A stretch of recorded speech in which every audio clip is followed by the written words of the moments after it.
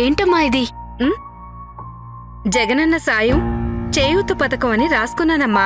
ఎలక్షన్లని ఆఫీసర్లు జగనన్న పేరు కనిపించకుండా పేపర్ అతికించారు. అయినా అక్కడ అతికిస్తే మాత్రం ఇక్కడుండేది ఎట్టా పోతుంది? అంటే ఈసారి మీ ఓటు జగన్కేనా? నాదే కాదు, ఆడోళ్ళందరిది. అంత మార్పు ఏం తెచ్చాడమ్మా? అంత అభిమానం ఎలా వచ్చింది?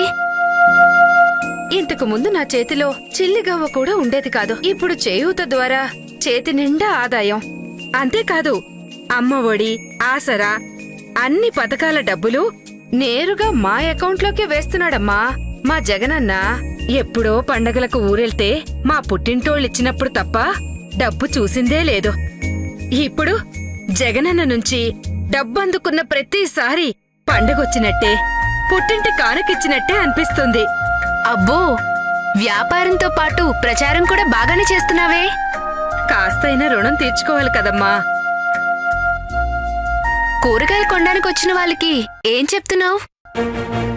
మనకు మంచి చేసిన ఫ్యాన్ ఇంట్లోనే ఉండాలి, చెడు చేసిన సైకిల్ ఇంటి బయటే ఉండాలి, తాగేసిన టీ గ్లాస్ సింకులోనే ఉండాలి. నమ్మకం నువ్వే జగన్, నమ్మకం నిన్నే జగన్.